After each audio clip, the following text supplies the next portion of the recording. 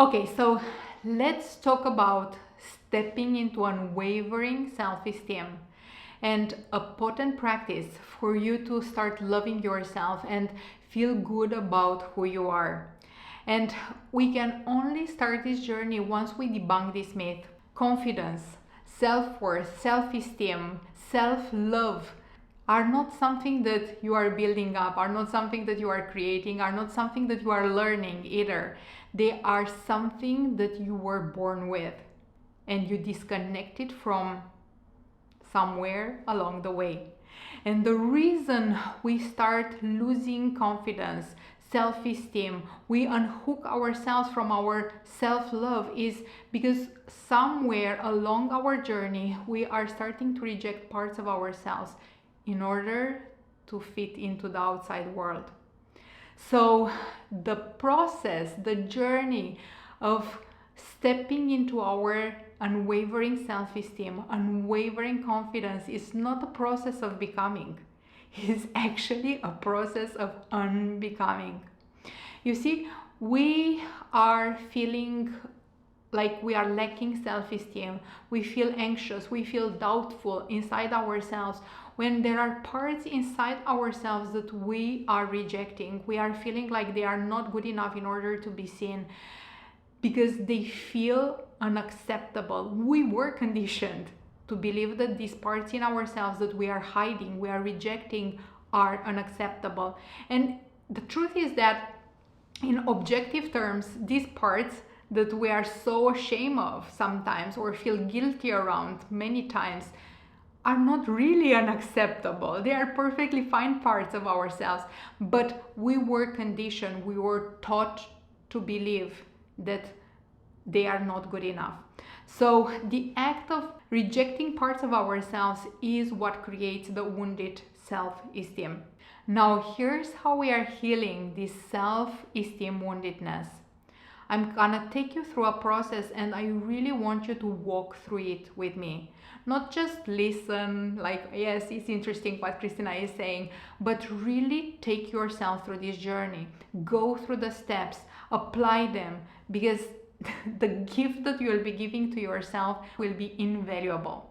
So the first step is to go inward and ask yourself in full honesty, what am I hiding?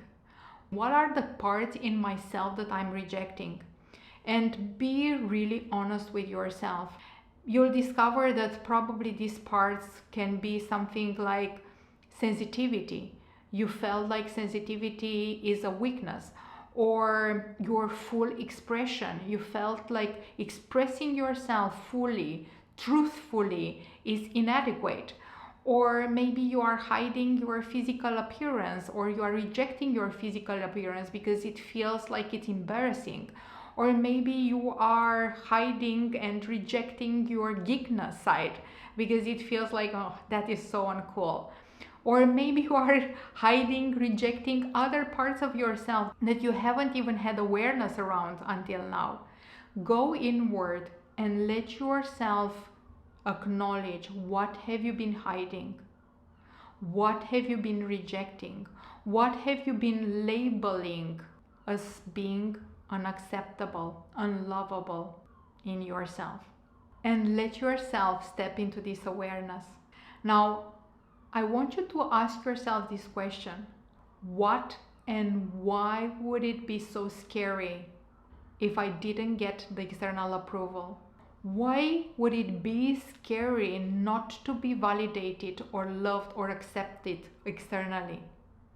You know, when we are kids, we really need the validation and acceptance because we need the care of our parents, of our caretakers. So not being validated means not being accepted, means not being loved, means not being taken care of, means not surviving. But as adults, this chase after validation, after love, after fitting in is not that important, is unnecessary. And the reason is that even if we get the external validation or we don't get the external validation and acceptance, The way we feel inside ourselves will only be driven by the meaning we give to the external experience. So it's not really about the external fact, the external experience. It's about the meaning, the definition that we are creating for it inside ourselves. In other words, you chasing validation, chasing being accepted, loved right now, it's literally like you chasing leaves, and you are going around running after all these leaves and screaming, but Cristina, you don't get it. I really need these leaves. I need them in order to feel love. I need them in order to have my self-esteem. And my answer to this is they are just freaking leaves. And the way we feel towards an external experience is based 100% on the meaning that we are giving to that external experience. So it could be very well external validation, or it could be leaves. You would feel the same once you give the same meaning. And this also means the external thing, the external fact, experience is meaningless and irrelevant to the way you feel inside yourself unless you give it a meaning. So here's the biggest trap in which we are falling. That of believing that what we are after is outside of ourselves. Believing that once they will love me, then I will feel whole inside myself. I will feel valuable. I will feel self-esteem. But the truth is that the whole is not outside there. The whole is inside yourself, in the places where you are rejecting parts of yourself. So the first step here, really important, is to understand what are these parts, what you've been rejecting, what you've been hiding. Now, the second step is to tell these parts inside yourself one by one why you are pushing them away and when did you start doing that and why. So let's take the example of self-expression. Tell your expression why you are rejecting it, why you feel so scared to show it to the world, to show yourself with your full expression. And probably the answer is that you were told that you were too noisy, you're too much, you were being punished for being too self-expressed, or on the contrary, you were put in situations where you felt embarrassed by being witnessed publicly. So you started hiding, you started rejecting and pushing away your true self-expression. Or let's talk to the geekness. Maybe you were hurt, or you were embarrassed, or you were pushed away, excluded for being too geeky, too uncool, and since then you've been hiding that side of you, pushing it away. Or let's talk about physical appearance, which is a big one for so many people. Maybe you were hurt, maybe you were bullied for your physical appearance, and since then you've been rejecting this part of yourself. Or let's talk about sensitivity. Many people are being conditioned to believe that being too sensitive is a weakness, so they start pushing it away, and we start hiding our sensitivity as being inappropriate, being a weakness. So I want you to really start a dialogue, a communication with these parts in you that you've been hiding, and tell them why you started rejecting them and when. This will help so much with your inner healing. Now, there is also something really, really important. Make this your line in the sand moment and decide for yourself that you are no longer gonna compromise who you are inside yourself in order to fit in the outside world. And this doesn't mean that I'm encouraging you to become inconsiderate and not to give a flying F on what other people are saying or feeling around you, or because of you, or due to you. But what I'm encouraging you is to make this inner promise to yourself that you'll always be rather choosing being rejected outside of you than being rejected from the inside of you. You will always be choosing other people rejecting you rather than you rejecting yourself. This will give you so much freedom. But more important than that, will be helping you to find your way back to your self-esteem. Now, the third step of our practice is to welcome back the parts in you that you've been rejecting. And when I say welcome back, is really making it intentional. See these parts of you that you've been pushing away, that you've been trying to hide, you've been trying to pull out of yourself. See them all taking residence in you now. Feel yourself embracing them. Feel yourself making peace with them, and let yourself feel this wave of relief washing over you. Relief for being able from now on to be and feel more of you. Now, once you start welcoming these parts in you that you've been rejecting, start embodying them. And we start embodying them by letting them express themselves through you. Let your true self-expression flow through you. Let yourself embody your full physical appearance by accepting it. Let yourself embody and express your geekness. Be okay with being a geek and having geeky interests, and let yourself be witnessed and seen by the world for who you are. Let yourself embody and express your sensitivity. Let it be part of the way you show yourself to the world. This will help you immensely. Now, the fourth and the last step of our process is to embrace all of you. Embrace who you are with your light and shadows. Embrace all that you are with the parts in you that make you happy, and also the parts in you that don't make you that happy. Accept yourself with all parts of who you are. Accept that you are a good person, but sometimes you are not a good enough person. Accept that you are courageous, but also accept that sometimes you feel fear. Accept that you are powerful, but also accept that sometimes you are weak. Accepting all the light and shadow inside ourselves is what helps us be and feel whole and complete inside ourselves.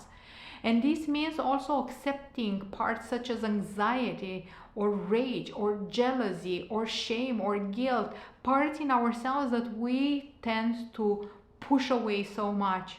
But the truth is that even these shadowy parts are there for us in order to serve us in a way that we don't really understand unless we sit with these parts. So sit with your anxiety, sit with your shame, sit with your jealousy, and understand what is the role, what is the function for this part of you to bring up this way of feeling. Only when we sit with our shadows, we learn from them. And once we learn from them and understand how to give ourselves in healthier ways what the shadowy parts are trying to get for us, only then we process the shadow.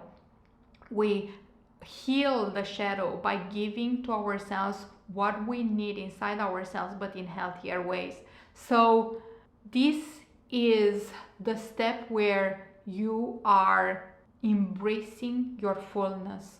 You are human. You will always be having light and shadows. And the more we sit with everything, the more we evolve. I also have a pro-tip process that will be massively elevating the love that you allow yourself to feel for yourself.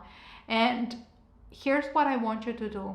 I want you to go in front of a mirror in your house and show yourself in front of that mirror completely naked. And as you stay there and look at yourself, look into your eyes and tell yourself these words: I love myself. And then feel the cringe. The cringe is absolutely inevitable when you first start doing this exercise.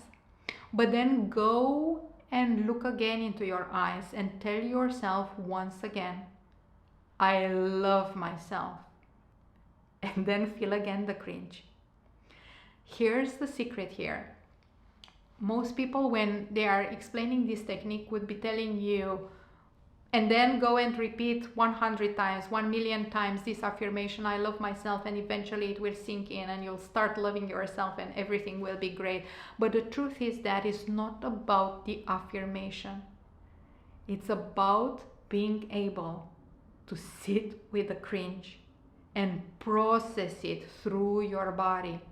We process our emotions by sitting with them, acknowledging them, and letting them be. Many times I'm using this comparison, this metaphor, when I'm explaining these concepts to my clients. Imagine you have a kid that has a tantrum or has a big crying attack. If you take that kid by their hands or give them a hug and tell them, cry as much as you want, scream out as much as you want, I am here with you and I'm here for you and I will be here until it's done. How long do you think that that kid will be crying or shouting or throwing the tantrum? Not very long. Because when there is no resistance, the emotions are just flying away, exactly like the clouds are crossing the sky. So the more we sit with our cringe, the more we dissolve it. And ultimately, at the end of it, what is left is our full acceptance of ourselves, our full acceptance and love for who we are. So I would love to know if you are going to use this process, especially this last part, but the whole process today, and any kind of realizations, any kind of takeaways came up for you today. Share them in the comments. I would love to hear them. If you are ready to transform the way you feel inside yourself, the way you navigate life, and the results that you are creating for your business and life, then I'm inviting you to apply for working together. I will leave the link in the description. And if you want to start from something more accessible and then build your way up, I'm recommending you my 2 foundational programs, Becoming the One and Coded for Expansion, that I'm gonna link in the description also. If you want to learn how to talk to yourself in a way that gives you everything you want, then I recommend you to continue watching this video here.